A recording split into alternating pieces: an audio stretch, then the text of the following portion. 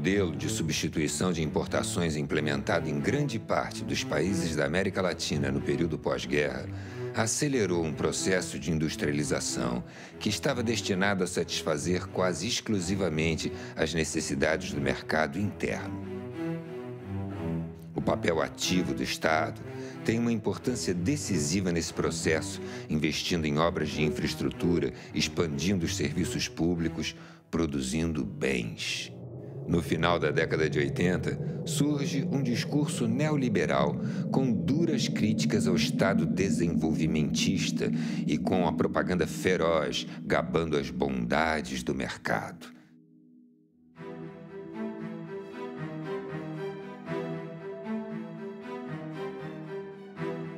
Um exemplo nesse sentido é o programa de privatizações das empresas públicas que, com diferentes ritmos, se impõe em todos os países latino-americanos. Não se trata de um Estado ausente, mas sim de um outro Estado submetido às exigências do mercado. Milton Santos. O neoliberalismo real é muito diferente do neoliberalismo utópico. E o Estado neoliberal não é um Estado mínimo, é um Estado ativista, é um Estado militante, só que as formas, os padrões de articulação entre Estado, capital e sociedade é que se alteraram. Isso não pode ser lido meramente como um processo de redução do lugar e do papel do Estado, tem que ser entendido como uma redefinição do lugar e do papel do Estado no processo de acumulação do capital e de dominação capitalista.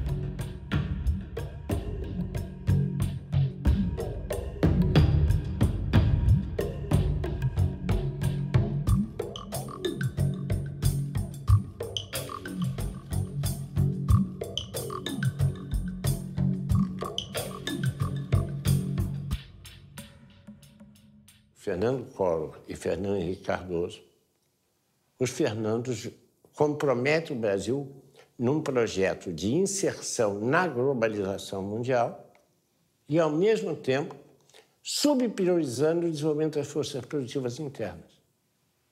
E, para isso, então, você faz o quê? Desmantela a proteção aduaneira, desmantela as instituições públicas ligadas ao processo de desenvolvimento das forças produtivas. É uma coisa impressionante. É absolutamente impressionante o que aconteceu.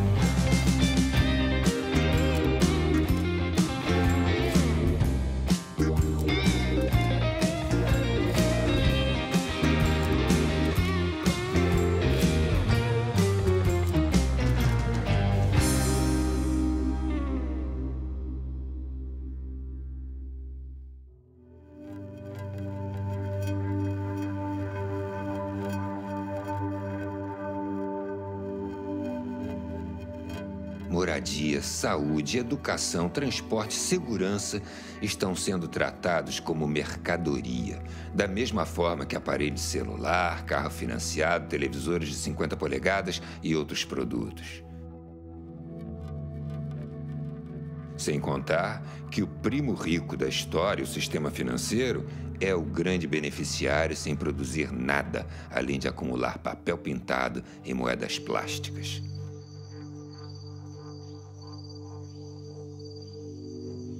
As florestas, os oceanos, os rios, o subsolo e até mesmo o ar são disputados por grupos privados como commodities a serem negociadas pelas bolsas de valores mundo afora.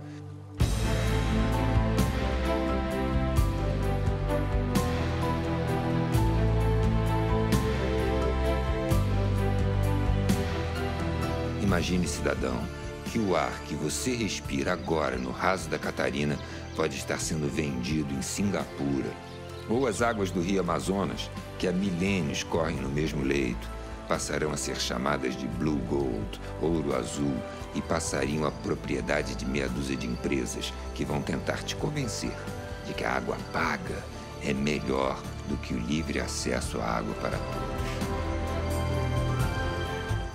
Ao denunciar a quebradeira do Estado nos anos 90 do século XX, demonstramos que todo o patrimônio formado a partir de um sacrifício coletivo, seguindo a tendência de uma época, foi privatizado a preço de banana. Queremos com esse filme deixar aberto um debate sobre o futuro, no qual consideramos as grandes manifestações que aconteceram no Brasil, sobretudo as de 2013, como um termômetro das demandas da sociedade. O neoliberalismo no mundo e no Brasil, a partir dos anos 90, ele é uma vingança da economia sobre a política. O que acabou acontecendo com esse esvaziamento da política da democracia é o predomínio do capital. Né? A política passa a refletir os interesses do capital. Né? E nessa etapa do capitalismo, do capital financeiro. Verdade? Quer dizer, então, essa que eu acho que é o pano de fundo que está por trás disso tudo. Para isso, você teve que enfraquecer o Estado. Né? O Estado do Brasil, por exemplo, nos anos 90, nós tivemos uma fragmentação do Estado, tanto financeira, pelo excesso de dívida, quanto material. Nós privatizamos tudo. A entrada do neoliberalismo no Brasil é anunciada por Fernando Collor de Mello, com uma frase que é muito curiosa. O automóvel brasileiro é uma carroça. Quer dizer, o que era a glória da industrialização brasileira, que era ter logrado êxito na produção de veículos automotores, é desqualificada por Collor de Mello. Ele nega a importância do desenvolvimento industrial.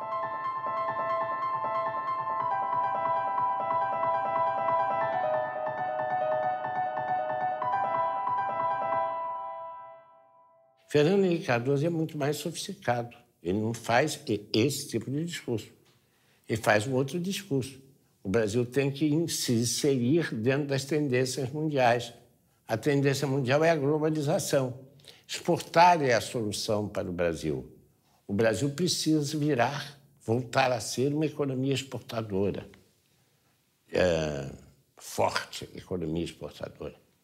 Isso é levado às últimas consequências associadas com a ideia da privatização. Foi ocupando cada poro do Estado brasileiro. Quando eu fui para o governo federal, eu fiquei muito impressionada com isso.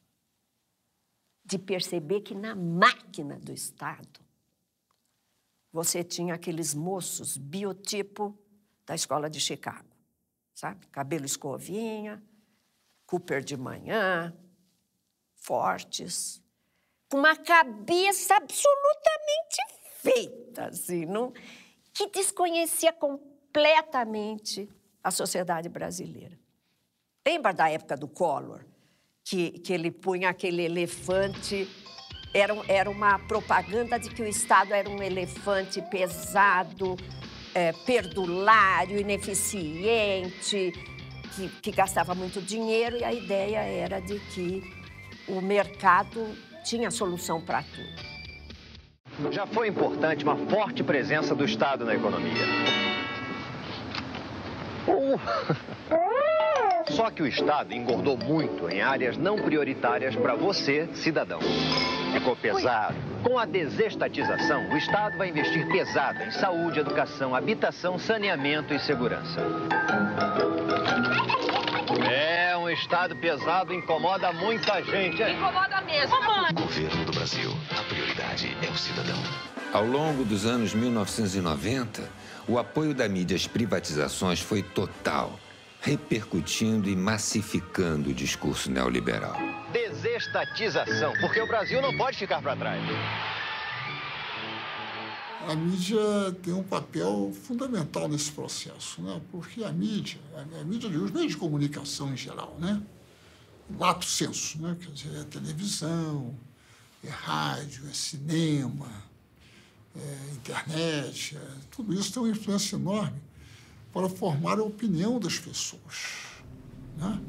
E a mídia, naquela época, teve um papel importante, inclusive no ataque àqueles economistas que alegavam que aquela política neoliberal seria prejudicial ao desenvolvimento brasileiro, chamando esses economistas de dinossauros.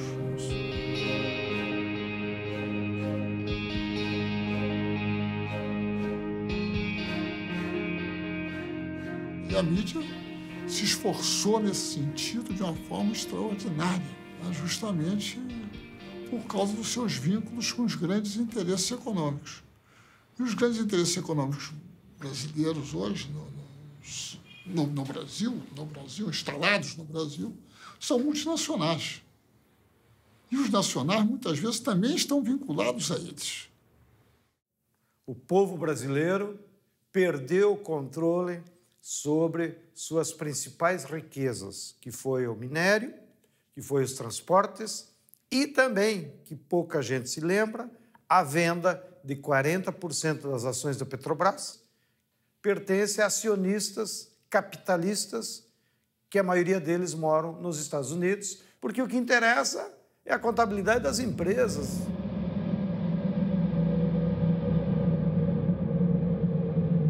A privatização das telecomunicações é uma privatização do espaço eletromagnético. A privatização do setor elétrico é, num certo sentido, a privatização dos nossos rios. A privatização das grandes mineradoras é a privatização de parte do nosso território. Quer dizer, territórios controlados pela Vale do Rio Doce, por grandes empresas mineradoras, hoje são distritos privados. Tem a dimensão da perda de elementos fundamentais da soberania nacional transferidos para o setor privado e, em boa parte, setores internacionais.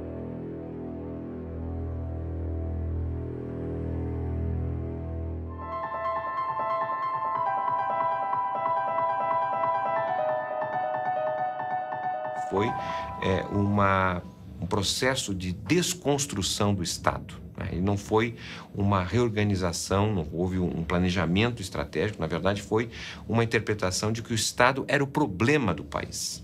E a resolução desse problema passava pela destruição, pela desconstrução do Estado.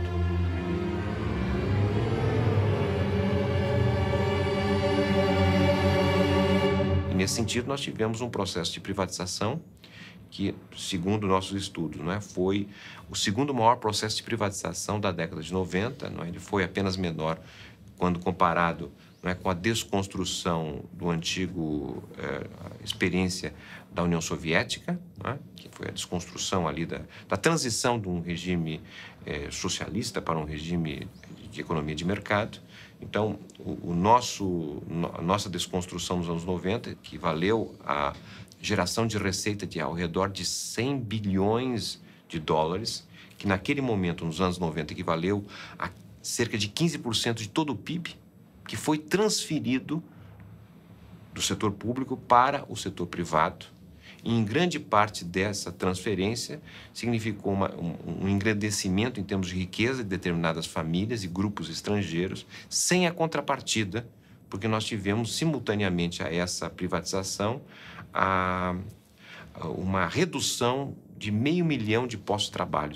Essa é uma estratégia americana que ela parte do princípio que, num mercado totalmente livre, as empresas americanas, as mega empresas multinacionais americanas, por seu dinamismo tecnológico, pela sua escala, pelo seu poder financeiro, prevalecerão sobre as outras. O neoliberalismo é isso, é você dizer, olha, o Estado é o grande adversário da eficiência econômica. Então, é necessário reduzir o Estado ao mínimo. Aí vem as privatizações, né?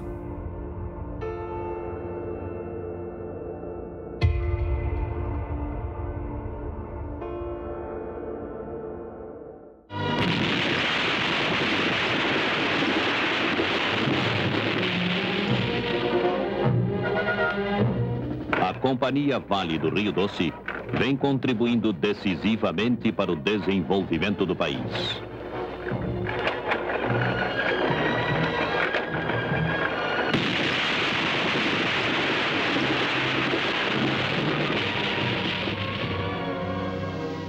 A Vale do Rio Doce foi criada em 1942 pelo presidente Getúlio Vargas. A partir de 1969, a empresa tornou-se a maior exportadora de minério de ferro do mundo e foi estratégica para os planos de industrialização do país. A Vale foi privatizada em 1997 por um valor irrisório em relação ao seu patrimônio e ao seu potencial. Naquela época, já se tinha notícias da reserva mineral da Serra Sul, em Carajás, onde se estima haver 10 bilhões de toneladas de minério.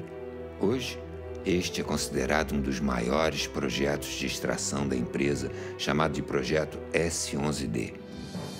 Houve forte resistência de trabalhadores, sindicatos e da sociedade civil, que chegaram a conseguir por diversas vezes na justiça o adiamento da data do leilão. A Vale foi vendida por cerca de 3 bilhões de dólares naquela época. Menos de um ano depois da venda, o faturamento da empresa foi superior a 10 bilhões de dólares, ficando nítido que a resistência à privatização tinha fundamentos. Uma empresa estatal, ela olha vários outros aspectos que uma privada não pode, não cabe a uma privada olhar. Não é pecado ela não olhar, não lhe cabe olhar isto. A empresa estatal, ela tem esse objetivo maior de olhar o conjunto do país, onde ela possa colocar os seus recursos ou as suas expertise, né, de forma favorável para o país. Ela tem que olhar também para a questão da industrialização associada aos seus projetos. No caso, era uma obrigação da Vale fabricar trilhos aqui e projetar vagões para o Brasil, locomotivas, estimular o desenvolvimento direto de uma indústria ferroviária própria, ter esses cuidados. A estatal tem que ter esses cuidados.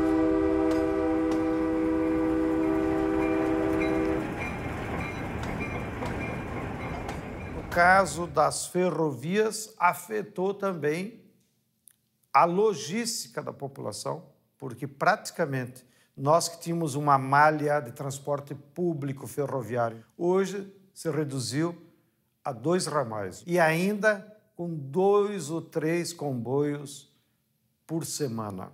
Nós precisamos construir uma rede ferroviária em todo o país para, no fundo, beneficiar a população que possa ter alternativa de transporte, para beneficiar a população, para diminuir o custo do frete dos bens que circulam aqui. E para isso precisa ter investimento de todo o povo, independente se aquilo vai dar lucro ou não. Hoje eles privatizaram todas as ferrovias e os únicos ramais que as empresas privadas estão fazendo é para construir para exportação. Exportação de minério de ferro, exportação de soja. De novo, a ferrovia não é para beneficiar o povo.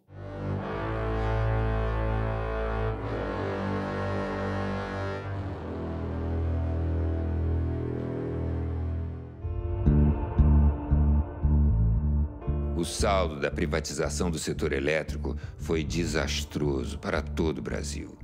Um exemplo surreal foi a privatização da Light.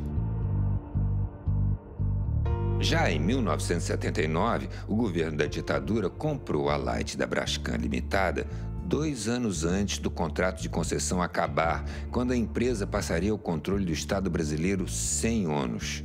No entanto, ela foi comprada por 380 milhões de dólares. 17 anos após a estatização, em 1996, a Light foi privatizada. O então ministro do Planejamento, José Serra, orgulhoso, declarou: "Foi o maior leilão do país." No contrato, havia a absurda previsão da piora dos serviços, com autorização do aumento do número de blackouts e apagões. Como em quase todos os processos de privatização do setor, antes da venda houve o reajuste das tarifas de energia. No caso da Light, foi de 58% e o pagamento com as chamadas moedas podres. Além da utilização de empréstimos do BNDES com recursos retirados do Fundo de Amparo ao Trabalhador, FAT, do Fundo de Garantia, FGTS e do PIS/PASEP. Não faltam casos desse desmonte do setor energético em todo o país.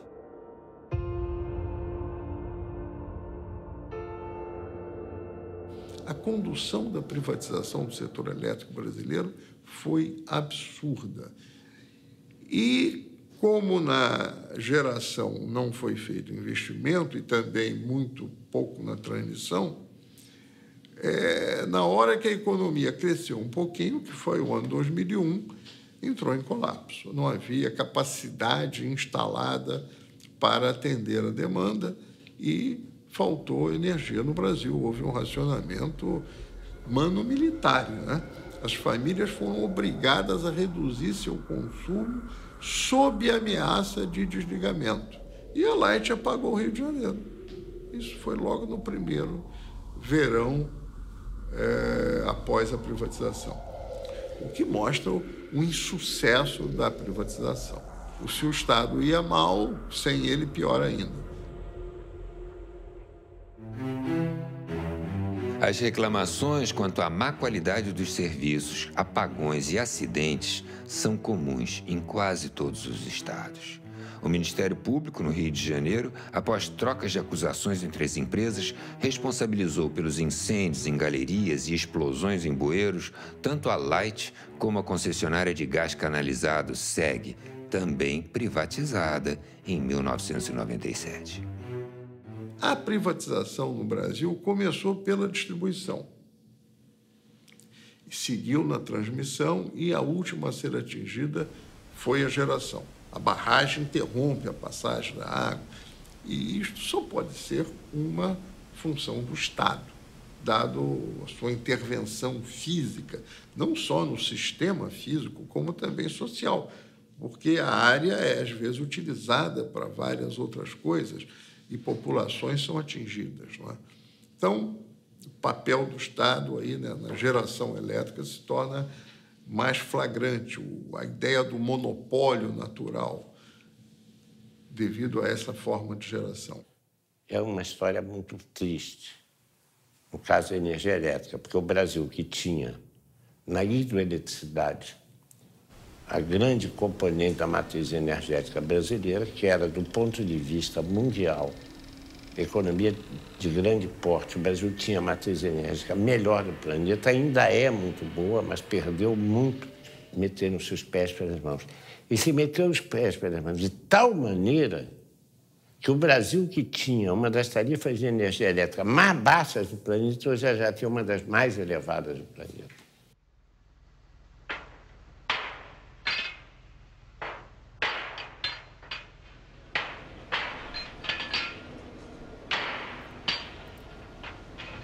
Furando e furando. 200 metros, 500 metros, 2.000 metros, 5.000 metros, até jorrar o petróleo.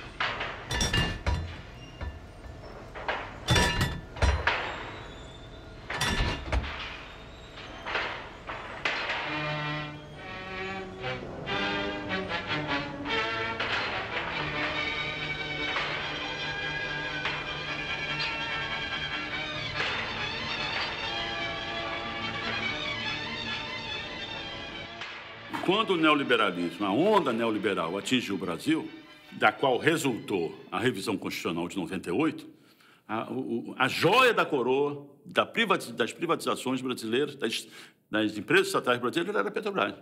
Uma empresa estatal que tem não só conhecimento e competência e experiência, mas uma vontade nacionalista de descobrir recursos energéticos brasileiros, sendo a energia um assunto de segurança internacional. Esqueceram-se aqueles que formularam essa política e essa estratégia do significado que a Petrobras tem para o povo brasileiro.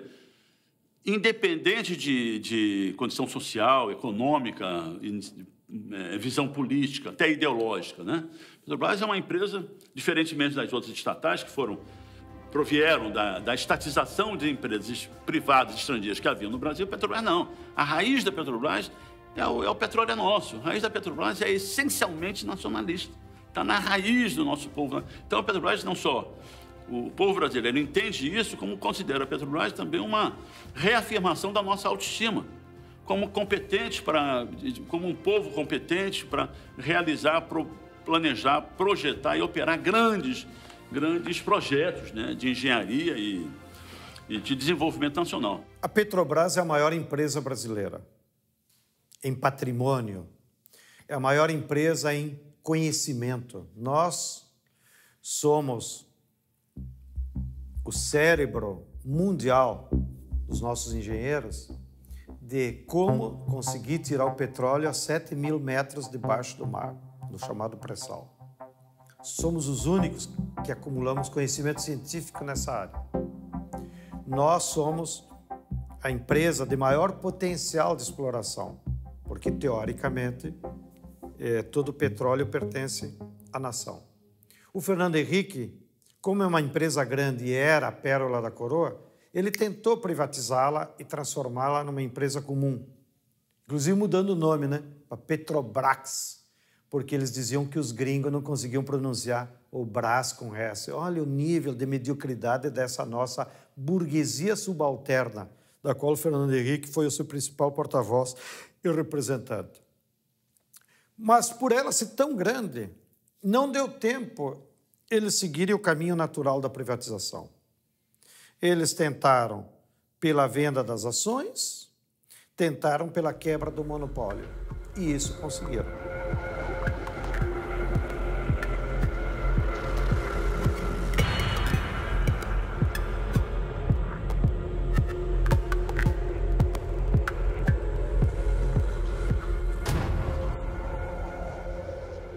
E a Petrobras é o que é porque teve a reserva do mercado interno para si.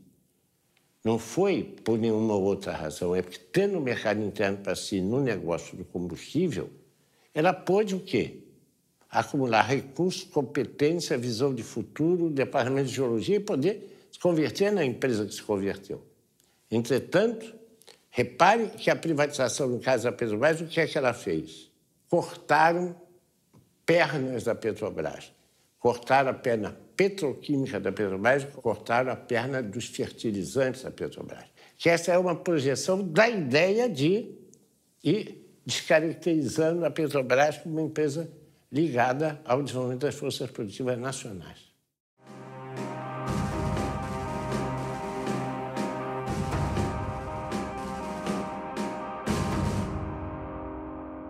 A privatização das telecomunicações foi um crime contra o Brasil e muito pouco compreendido. O Brasil tinha 4 satélites. O Brasil tinha toda uma rede de comunicação própria. O Brasil tinha os cabos que nos conectavam com o mundo. E isso foi entregue a preço de banana exatamente para os Estados Unidos. Esse é só um exemplo, entre tantos, como naquele momento que nós tínhamos que certamente reestruturar o sistema Telebrás, sem dúvida alguma. Mas o modelo adotado foi um modelo completamente antinacional, um modelo que transferiu o controle das comunicações brasileiras para fora do país, né? Um modelo que tornou as comunicações brasileiras exportadoras líquidas de capital, que não era, né? Um modelo que destruiu o parque industrial tecnológico que o Brasil tinha em cima das telecomunicações. O sistema Telebrás recebeu fartos investimentos a partir de 1996 e, após ser desmembrado em 12 empresas, foi a leilão em 1998. 2 dias antes da venda, havia 100 ações movidas em todo o país contra a privatização. No dia do leilão, manifestantes e policiais entraram em confronto nas imediações da Bolsa de Valores do Rio de Janeiro com um saldo de 11 presos, 48 feridos e a entrega do sistema de telecomunicações brasileiro ao capital privado. A Telebrás foi comprada por empresas italianas, portuguesas, espanholas e norte-americanas. O que era bom para eles não era bom para o Brasil.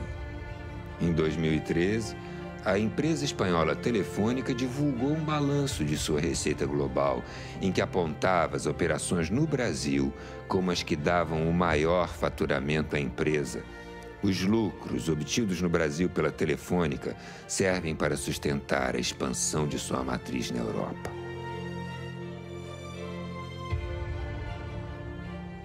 Se pensou inicialmente que a privatização ela traria concorrência para o setor, poderia trazer a qualidade dos serviços, redução dos preços. Então, a ideia da privatização que o consumidor tinha, e todos nós da defesa do consumidor, era justamente isso, que nós pudéssemos trazer qualidade de vários serviços para os consumidores e também poderíamos ter acesso a bens e serviços que até então não era possível.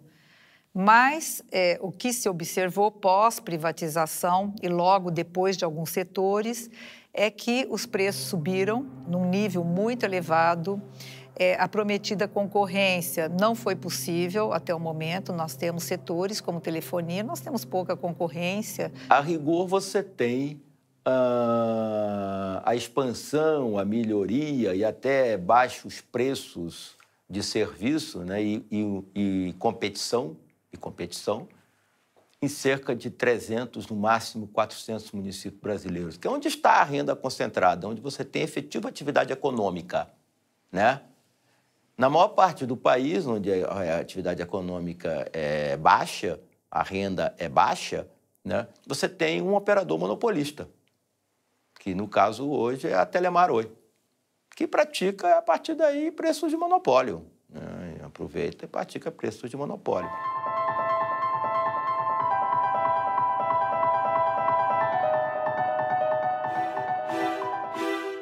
As agências reguladoras, ANEEL, Anatel, ANP, Anvisa e agências estaduais foram criadas no Brasil como parte do pacote das privatizações. Houve a paralisação dos investimentos e o desmonte das empresas públicas propositadamente, com o objetivo de justificar a necessidade de privatizar. E as agências foram apresentadas como guardiãs do interesse público. Hoje, se constata que elas muito pouco fazem na defesa dos interesses dos usuários dos serviços. Elas foram pensadas justamente para trazer ali uma certa independência, para poder agir de forma independente, mas o que se vê é a captura dessas agências. Hoje, elas são capturadas, elas têm ali o comando do próprio governo e, portanto, elas não são independentes e não podem fazer um trabalho que pudesse realmente equilibrar o mercado. As agências reguladoras foram pensadas para permitir o capital vir para os países como o Brasil. Elas são um instrumento do neoliberalismo. É o caso da ANP. A ANP, a ANEL também, né? Elas são empreendimentos que visam favorecer as condições do capital. Eu não acho que elas tenham um papel que deviam ter público. Elas são, inclusive, inúteis. Era melhor que a Petrobras cuidasse do petróleo e não houvesse leilão nenhum.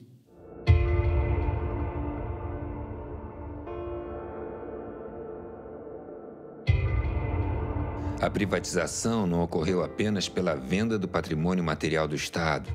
A lógica privatista fez dos serviços públicos uma riqueza a ser privatizada. As pessoas, quando têm um filho doente, elas estão mais ou menos dispostas a pagar a qualquer coisa, raspa a gaveta e consegue. Então, quando você privatiza esse tipo de serviços e torna eles com objetivo lucrativo, você deforma todo o processo. Na saúde, tinha 2 projetos, para mim, em disputa. O projeto da reforma sanitária, construído nos anos 80, que está colocado, de uma certa forma, apesar de algumas mudanças já, na Constituição de 88 e na lei orgânica, nas leis orgânicas, e o projeto privatista. E o projeto privatista torna-se hegemônico. Em 2 anos, foram fechados 11 mil leitos públicos e criados 8 mil e poucos leitos privados.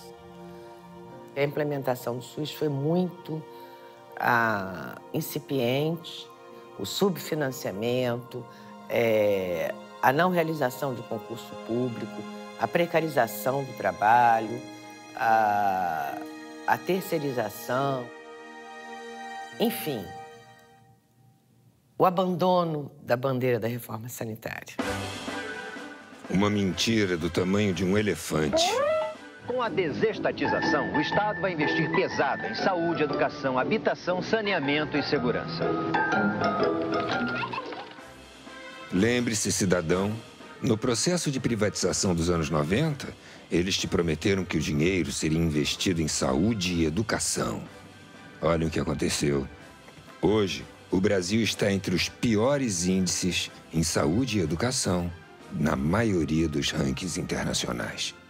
As políticas que ainda mantêm o núcleo do público, estatal, etc., como o Sistema Único de Saúde, por exemplo, o sistema educacional, por exemplo, são núcleos importantes, eles foram varridos de alguma forma, foram atravessados de alguma forma pelo setor privado, né? Eu cito um exemplo que tem a ver com os anos 90, neoliberalismo e privatização, um negócio chamado organizações sociais.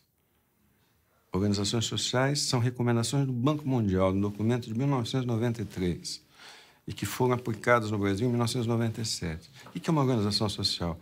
É uma organização privada, certo? Que recebe dinheiro público.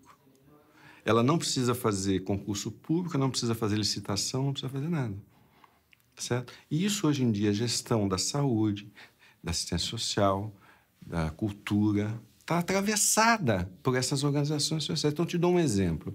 O Sistema Único de Saúde tem 1 milhão de funcionários.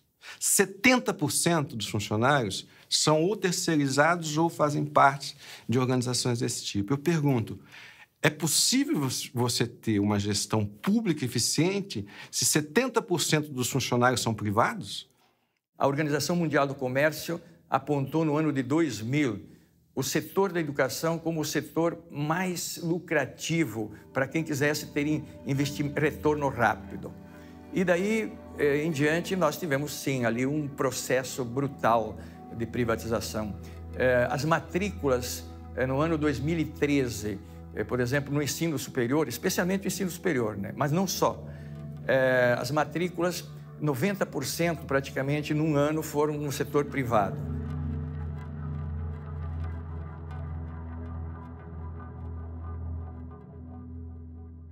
Professor, por exemplo, hoje é tratado como um entregador de conhecimento. E quem pensa o conteúdo, o método e a forma de educar são institutos privados, Instituto Ayrton Senna, Telecurso Segundo Grau, Pitágoras, Instituto EQI, institutos privados. A Associação Brasileira do Agronegócio tem um investimento enorme nas regiões onde o agronegócio está mais avançado, ensinando as crianças a que o agronegócio é a salvação do Brasil. Eu li uma redação de uma criança que é, na verdade, lavagem cerebral, e que essa criança diz: agronegócio, milhões de empregos, agronegócio, autossustentabilidade, agronegócio, comida para o mundo. Então, este pensamento, além de privatizar o patrimônio e a educação ser um grande negócio hoje no Brasil, está se privatizando a concepção de educação já na educação básica. Durante os governos neoliberais na década de 90, praticamente todos os países que estavam com governos neoliberais, incluído naturalmente o Brasil com o governo Fernando Henrique Cardoso, privatizaram dentro do sistema educacional uma dimensão que na política educacional deve ser fundamentalmente pública em qualquer sistema democrático, que é a definição do conhecimento oficial. Ou seja, o que se ensina nas escolas e como se ensina passou a ser um problema de comissões de especialistas e técnicos, muitas delas internacionais e muitas delas sob o controle e a tutoria do Banco Mundial, por exemplo, que começaram a definir os parâmetros curriculares a partir dos quais se definia o que devia ser ensinado nas escolas. O que deve ser ensinado nas escolas em qualquer país do mundo é um problema de deliberação pública, um problema que atinge a sociedade. Não só aqueles que estão dentro da escola, sino também os que estão fora da escola. Deve ser um problema de deliberação e de construção coletiva.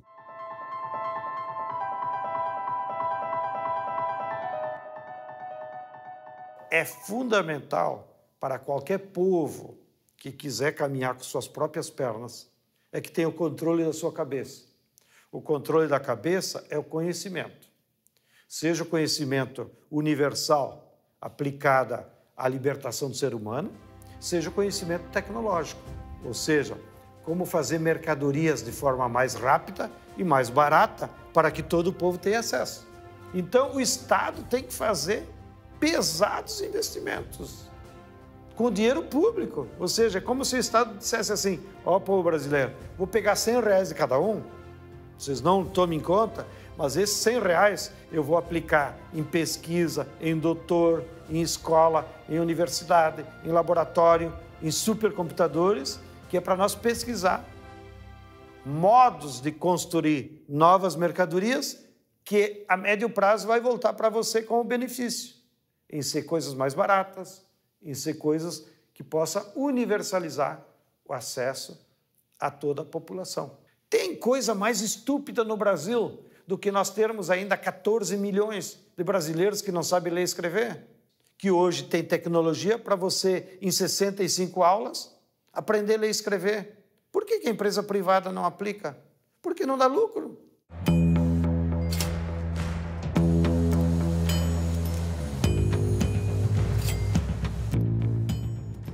A questão da habitação, quando nós estamos falando de cidades e não do campo, da zona rural, ela é uma questão urbana, né? Ninguém mora dentro da casa, as pessoas moram na cidade. Ou seja, você tem que ter sua casa conectada à rede de água, à rede de esgoto, à energia elétrica, à iluminação pública, à escola próxima para os seus filhos, o abastecimento, o transporte que te leva aos lugares. Então, nós estamos falando, quando falamos de habitação, de um pedaço de cidade. Muito bem. E esse pedaço de cidade tem preço. O preço, ele não se deve propriamente à unidade de habitação, ele se deve muito mais à localização. Então, o negócio da cidade é esse. O negócio da cidade é o preço da localização. E isso que a gente dá o nome de renda imobiliária é disputado, é uma luta surda pela disputa de rendas imobiliárias na cidade. Os pobres, eles são excluídos dessa disputa. Quando o dinheiro aparece, os capitais tomam conta das cidades. Como disse o David Harvey, follow the money. Eles vêm aonde tem dinheiro e as cidades foram tomadas literalmente de assalto. Por obras absolutamente discutíveis.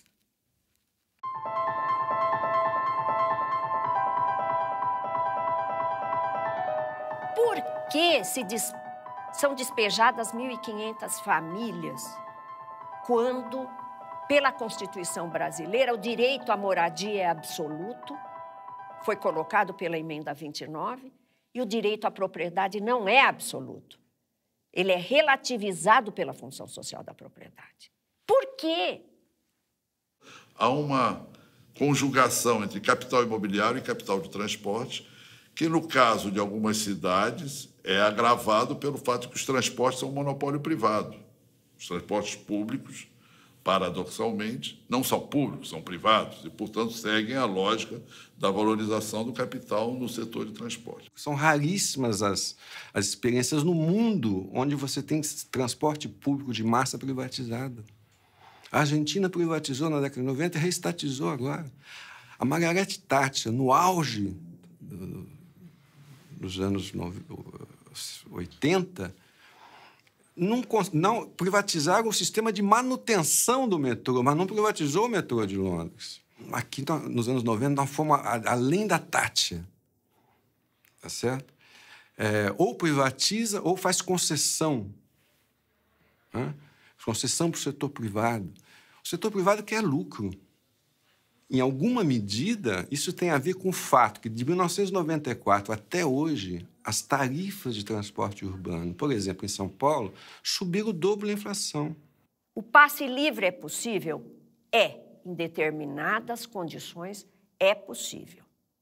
E ele é um dado de uma utopia muito importante. Muito, muito importante. Porque, como Milton Santos já falou, o jovem ele vive um exílio na periferia. O que é o exílio na periferia? É o cara que não pode sair de lá, porque ele não tem transporte ou porque ele não tem dinheiro para o transporte, se o transporte existe. O que se espera de um jovem que mora num bairro onde ele não tem equipamento esportivo, cultural, artístico e ele não tem mobilidade? Ele é exilado.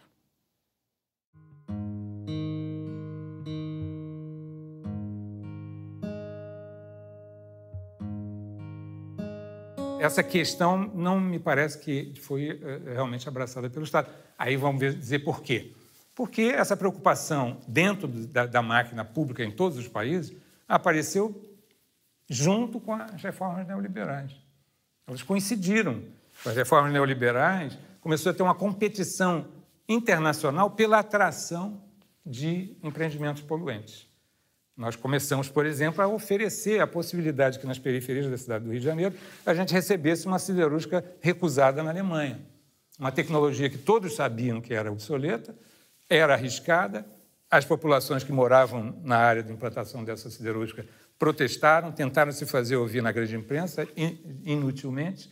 Depois de 6 anos, se não me engano, a primeira grande explosão que não pôde ser deixada de aparecer na grande mídia, aí começa a se discutir, não, seria melhor a gente investir em tecnologias inteligentes, nós também não gostamos das tecnologias sujas da siderurgia, mas o fato é que essa siderúrgica foi atraída como uma grande vitória, que ia produzir emprego, renda, etc.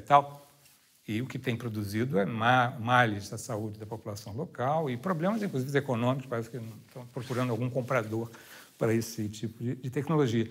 Infelizmente, nos últimos anos, os bens naturais da terra, da água, das florestas, estão sofrendo uma ofensiva do capital internacional, que, inclusive, para se proteger da crise no hemisfério norte, de 2008, correu aqui para o Brasil para se transformar em patrimônio e escapar da crise. E se preparar para um novo ciclo de expansão do capital, para então eles se apropriarem da renda extraordinária que os bens da terra sempre geram para os capitalistas. Então, nos últimos 2, 3 anos, pelo que passou pelo Banco Central, mais de 200 bilhões de dólares de capital financeiro especulativo veio ao Brasil e se transformou em terra, em usina de etanol, em usina hidrelétrica e, inclusive, se apropriando da atmosfera, que eles fazem esses cálculos agora de quanto oxigênio cada hectare de floresta tropical emite na atmosfera, transformam isso num título e vendem nas bolsas da Europa como crédito de carbono para as empresas que emitem muito carbono nas indústrias poluidoras. E ganham dinheiro até com a especulação desses títulos. Já tem 2 empresas que fizeram isso com áreas indígenas do Acre. E isso leva um perigo muito grande, porque os brasileiros perdemos a soberania sobre o nosso maior patrimônio, que é a terra, a água, a biodiversidade do nosso território e agora até sobre o nosso ar.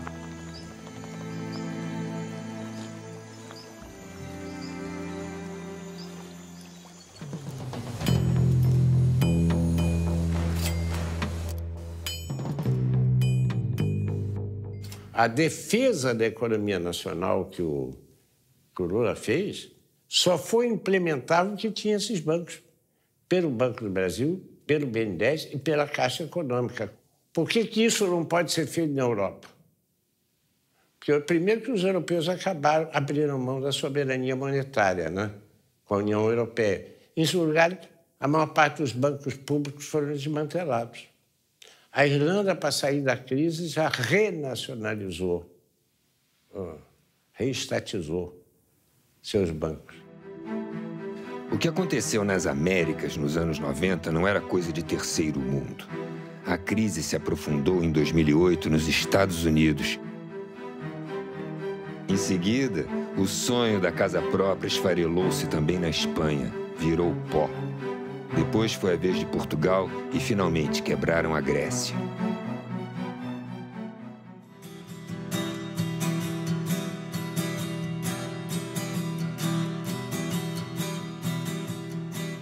Então, a primeira coisa que eu diria a você, que me assusta muito, é a desconstrução da identidade brasileira. Em segundo lugar, de forma associada, é a ausência de um projeto nacional. Eu não consigo perceber um projeto educacional claro, explicitado. Como eu tampouco consigo perceber um capítulo cultural explicitado.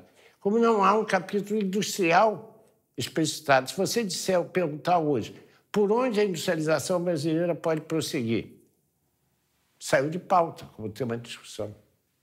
Então, há um processo ideológico, acho eu, assustador, pelo qual nós estamos renunciando à ideia do Brasil ser. Como é que nós vamos superar essa crise, então? Só tem um caminho. É quando voltar a ter luta social que gere um reascenso do movimento de massa na rua. Essa energia das ruas vai obrigar a esquerda a voltar a discutir, se preparar e debater um projeto de nação. Um projeto de nação não capitalista, não naqueles formatos da década de 50, um projeto da nação dirigido pela burguesia. Um projeto de nação no sentido de organizar a economia para atender às necessidades da população. Não se trata de ter esperança, se trata de fazer mobilização e conquistar. Né? Se nós ficarmos esperando o Estado se transformar, ele não vai se transformar. Né? Ele vai continuar sendo do jeito que ele é, conservador, como ele foi concebido por quem o concebeu. A sociedade se move com a participação dos trabalhadores. Nós só teremos serviços públicos de qualidade, gratuitos, de transporte, saúde, moradia, educação, com pressão popular. Os movimentos de junho demonstraram isso. Nós queremos um Estado que seja um Estado voltado para os interesses da população, não um Estado voltado para os interesses do mercado, por exemplo. E a mobilização dos trabalhadores é essencial para que esse Estado seja um Estado plural e não um Estado excludente.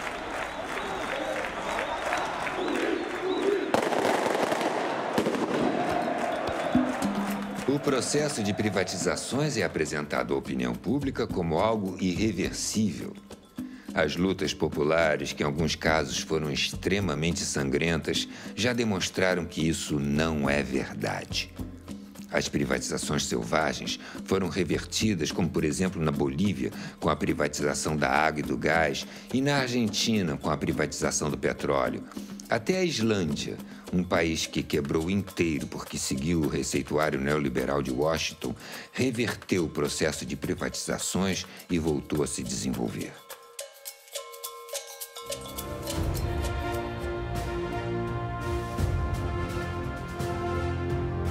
Quando pensamos a história, nos voltamos para o futuro.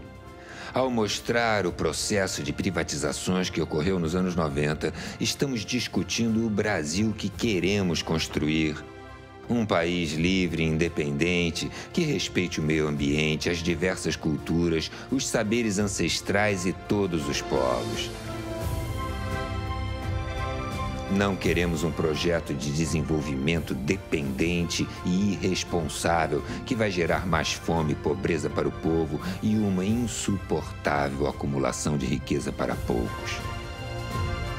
Queremos ser cidadãos e não consumidores. Sermos os sujeitos da história.